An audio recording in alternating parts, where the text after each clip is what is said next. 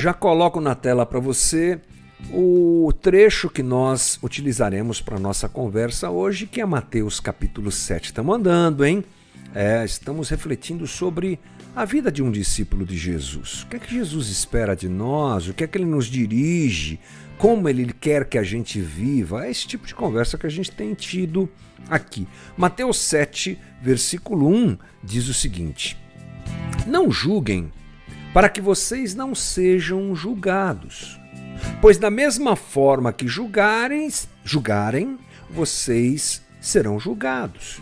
E a medida que usarem também será usada para medir vocês.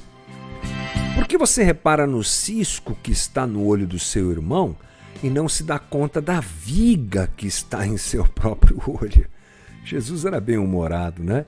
Como você pode dizer ao seu irmão, deixe-me tirar o cisco do seu olho quando há uma viga no seu? Hipócrita!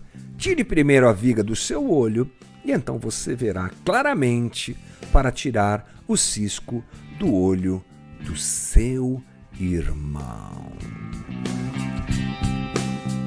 É isso aí. Nas conversas do cotidianamente, do novamente, melhor dizendo, o nosso quadro aqui dentro da nossa live, temos falado sobre essa perspectiva que nos faz enxergar, através do texto bíblico, como Jesus quer que um discípulo seu viva, se relacione, exista nesse mundo de meu Deus, né? Como a gente costuma dizer. Bom, e para isso nós temos andado em cima do texto do Sermão do Monte, que nós chamamos de Sermão do Monte. Talvez Jesus não tenha dito tudo isso de uma vez só, né? A gente não tem certeza sobre isso, mas comumente chamamos de Sermão do Monte, porque ele convida a multidão a sentar, começa a pregar, e aí Mateus, ele registra tudo, né? Mateus é um dos evangelhos que mais guarda essas informações e traz essas informações para nós,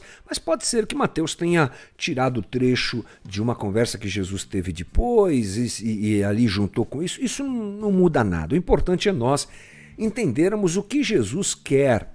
E esse texto, conhecido por Sermão do Monte ou Sermão da Montanha, ele é comumente, frequentemente, costumeiramente, dividido em 3 partes pelos estudiosos do assunto, não é? Primeiro, é quando ele fala sobre a identidade e o papel do discípulo de Jesus. Identidade, bem-aventuranças, lembra? Bem-aventurado aquele que chora, não é aquele que ri. Bem-aventurado o pobre, não é o rico. Identidade, nós já conversamos bastante sobre isso. E papel, ser luz, ser sal, essas coisas assim que nós já conversamos também. Depois ele fala sobre as práticas de justiça, orar, jejuar, entregar esmolas. Ele nos dá uma lição de como essas coisas devem ser feitas, essa prática do dia a dia da vida do cristão. Lembrando que ele sugere que nós sejamos anônimos, que tomemos cuidado com o nosso coração, para não fazermos as coisas certas pela motivação errada. Cuidado, não vai dar esmola para ficar aparecendo e postar lá na internet, estou dando uma esmola aqui.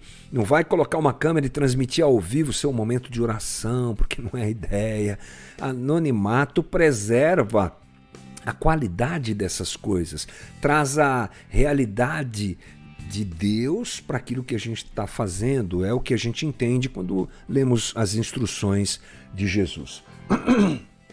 Perdão. E agora a gente entra num momento bem interessante em que Jesus fala sobre relacionamentos e ética interpessoal. Como é que a gente se relaciona um com o outro? A primeira direção de Jesus é: não julguem. Não julguem. É o que o texto que nós acabamos de ler nos ensina. Não saia por aí julgando as pessoas. Não crie relacionamentos na base do julgamento. Vamos nos lembrar que Jesus traz à tona uma figura, a figura de um juiz, né? Não julguem. Quem julga é um juiz. E o juiz, ele avalia situações e ele dá um veredito. Esse veredito pode encarcerar a pessoa, é uma pena, não é? É uma determinação de cobrança diante de um delito, de uma coisa que a pessoa fez. Então o juiz tem esse papel. É óbvio, eu vou falar aqui, pode ser redundante até o que eu vou dizer, mas é bom a gente esclarecer que Jesus não está dizendo, não, você não pode ser um magistrado, você não pode ser um juiz, estudar advocacia, estudar direito, melhor dizendo, para se tornar um juiz. Não, não é disso que Jesus está falando. A figura do juiz nos surge porque Jesus está dizendo, não julguem, não dê veredito quanto à vida do outro. É mais ou menos não, é por aí que Jesus nos leva. Nós devemos avaliar e discernir as pessoas ao nosso redor. Então, será que eu não posso nem fazer isso? Não. Jesus não está dizendo isso. Eu acho que avaliar e discernir com quem eu me relaciono, o coração das pessoas, as intenções, é fundamental, não é? Até é necessário, digo eu, porque se você for uma pessoa romântica como esse que vos fala, eu sou romântico, eu acredito em todo mundo, né? Eu sou meio bobo assim. Eu dou voto de confiança para todo mundo. E eu já me dei mal, muito mal por isso, por acreditar em pessoas que me enganaram e coisa do tipo, por não ter o coração, por não averiguar o coração do outro. Às vezes a hipocrisia estava presente demais, mas eu quis me enganar, não é? E isso foi muito prejudicial para mim e para minha família. Mas essa conversa de Jesus não quer dizer não olhe e não discirna o coração das pessoas. Não pratique essa coisa do discernimento. Não. O que Jesus está dizendo é, não feche a porta e não determine uma sentença a respeito do outro. Não é? Não tem a ver com se deixar enganar, como eu acabei de dizer, mas tem a ver com misericórdia e possibilidade de relacionamento mesmo diante da falha alheia. É que a gente vive num momento em que essas palavras que foram ditas por Jesus há 2000 anos atrás ganham muita notoriedade, porque a gente está na era do cancelamento. E a gente tem uma ferramenta muito, muito cruel para lidar com as pessoas, que são as redes sociais, por exemplo. Então, você tem que tomar cuidado com tudo que você fala, com tudo que você diz, porque sempre tem alguém que entra ali e arrebenta você, né? Fazendo um julgamento sem te conhecer, sem olhar nos teus olhos, sem saber o que você pensa completamente. Às vezes uma frase que é colocada, mal colocada, ou às vezes na inocência de uma colocação, uau, vamos acabar com ele. É o julgamento, a sentença feita tudo de uma vez e arrebentando a vida das pessoas. E as redes sociais, elas são muito práticas nesse sentido. Por quê? Porque eu não vejo ninguém, né? Fulano falou tal coisa, vou acabar, já digita, já cancela, já dá dislike, já para de seguir, aí já compartilha aquela loucura viral nas redes sociais que tira, inclusive, a paz das pessoas e machuca muita gente. Então, nessa época que nós vivemos, essa é uma conversa importante. Cuidado com o julgamento que você faz. Mesmo identificando o erro do outro, não sentencie, não acabe com ele. Tenha o discernimento, aquilo está errado, mas não trate aquela pessoa como se você fosse perfeito. Porque diante dessa ação em que eu me isento de erro para condenar o outro, eu esqueço quem eu sou. E Jesus diz, cuidado, porque se você olhar bem para você, não vai ter um cisco no teu olho, vai ter uma trave. Tem uma trave aí no teu olho. Porque quando nós nos colocamos diante do outro nessa postura de julgamento e condenação, nós estamos tomando o lugar de Deus, que é perfeito. Só Ele é perfeito, só Ele é bom, só Ele é completo. Só ele é sem pecado. Os demais todos são pecadores. Então Jesus, primeira coisa, não está dizendo se deixe enganar, tudo bem, releve tudo, banque o bobão, seja o romântico. Não, Jesus não está dizendo isso. Ele está dizendo não julgue, não condene, não feche a porta. Admita a possibilidade da mudança e trate o outro com dignidade, apesar do erro alheio. O erro do outro não pode ser um aval para eu acabar com a vida do outro. Não.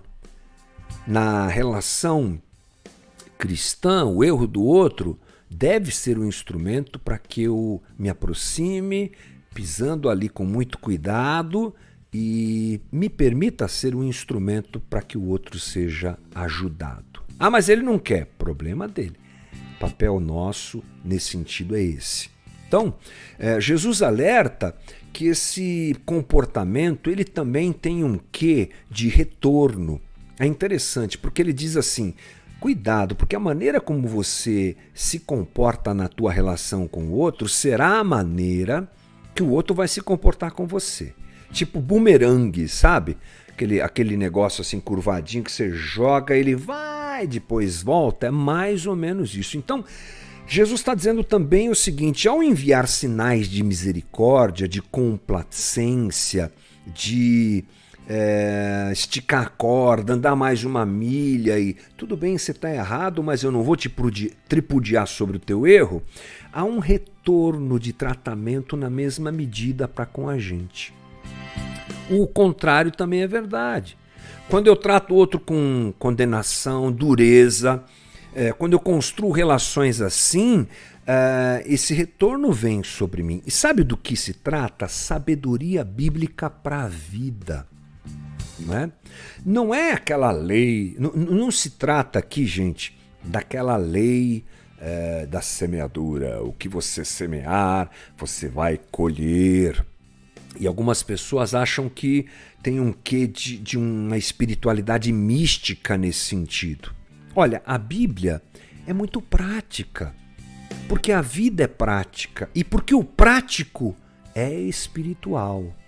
A gente separa, né? Não, o tratar o outro é espiritual. As relações que nós temos são relações que têm a ver com espiritualidade. E nesse aspecto a Bíblia é muito clara. Isso a gente chama de sabedoria bíblica. O jeito de viver. Se você construir relações em que você condena demais os outros, em que você se torna sempre o perfeito, em que você sempre diz, está errado, vai pro inferno, acabou, o que é que você acha que você vai ter em troca? Que tipo de retorno de relacionamento você terá? O mesmo. Mas se você for complacente, misericordioso, não descartando o erro do outro, mas sendo um instrumento para ajudá-lo, as relações que você construirá, elas retornarão a você dessa maneira. É prática, é sabedoria bíblica, é Provérbios 15:1. A resposta branda desvia o furor, mas a palavra dura suscita a ira. É óbvio, o jeito que eu trato as pessoas, eu serei tratado nas minhas relações. Pode ser que isso não aconteça eventualmente. Pode ser que mesmo sendo você misericordioso, compassivo, ajudador de quem erra, você tome uma paulada, seja traído, seja condenado por aquilo que você não fez? Pode. Mas o que Jesus nos aponta é um caminho de construção de relacionamentos que faz a vida da gente ser melhor. Esse texto muitas vezes é usado para a gente pensar de uma forma equivocada quando o assunto é tem alguém fazendo alguma coisa errada e eu não posso dizer nada sobre essa pessoa. Por exemplo, um pastor que está pregando um monte de bobagem por aí. Acho que cabe essa conversa e é o finalzinho do nosso papo aqui.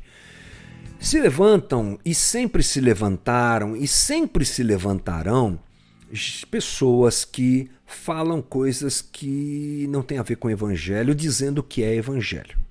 Elas podem fazer isso porque não sabem, porque estão na ignorância do conhecimento, não é? Elas podem fazer isso por maldade, porque sabem o que estão falando e querem explorar aqueles que alcançam com o seu discurso. Esse tipo de julgamento é difícil de fazer. Às vezes dá para você perceber, puxa, o irmãozinho não sabe o que está falando bobagem, não está levando em consideração a graça do evangelho, está pregando troca, e aí vai. Outros não, conscientemente fazem isso. O que nós fazemos diante desse assunto? Alguns usam esse texto para dizer, não, você não pode falar nada. Não pode não, porque você pode julgar o irmão. Está lá na Bíblia, que não pode julgar.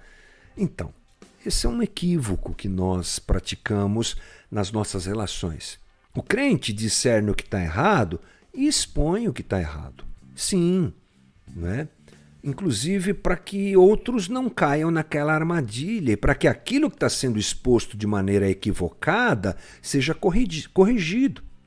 Claro que permanece o entendimento do que eu falei anteriormente, com respeito, com cuidado, sem ofensa pessoal, da maneira mais polida e cuidadosa possível, mas às vezes com dureza, às vezes diante da realidade, com firmeza, dureza não, mas firmeza naquela denúncia, nós temos que fazer.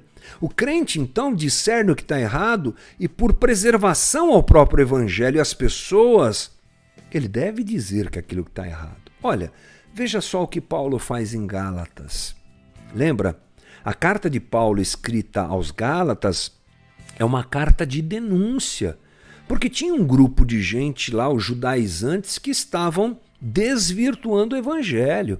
E Paulo chega junto e denuncia aqueles homens e corrige o pessoal lá, os Gálatas, né? Da Galácia, os habitantes da Galácia. Ele faz o que tem que ser feito, não é? E muitas vezes nós temos dificuldade com isso. Existem vários exemplos no texto bíblico. Pedro, lá na sua carta, 2 Pedro capítulo 2, ele diz o seguinte sobre um certo grupo: estes homens são fontes sem água e névoas impelidas pela tempestade. A escuridão das trevas lhe está reservada, pois eles, com palavra de vaidosa arrogância e provocando desejos libertinos da carne, seduzem os que estão conseguindo fugir daqueles que vivem no erro. Há uma ação, então, de gente desvirtuando o evangelho, e Pedro vai lá e condena isso. Então nós precisamos sim, não podemos usar esse texto para acobertar situações de exposição equivocada do evangelho ou outras situações. Nós devemos denunciar os exploradores da fé, sem dúvida, sempre com a possibilidade do ajuste, sempre com a possibilidade do arrependimento, e nesse aspecto devemos ser românticos. Acreditar na transformação e na possibilidade da mudança, vivendo as relações com o coração aberto e permitindo que a mudança de coração do outro também aconteça, né? Não sendo aqueles que são duros, resistentes e condenadores ao que Deus pode fazer na vida alheia. Então esse é o nosso Novamente de hoje. Que Deus nos ajude a entender esse processo todo e tenhamos paz em lidar com o erro do outro, capacidade generosa e misericordiosa, e que esse movimento também aconteça com a gente quando a gente errar, porque a gente erra, né? Não esqueçamos disso.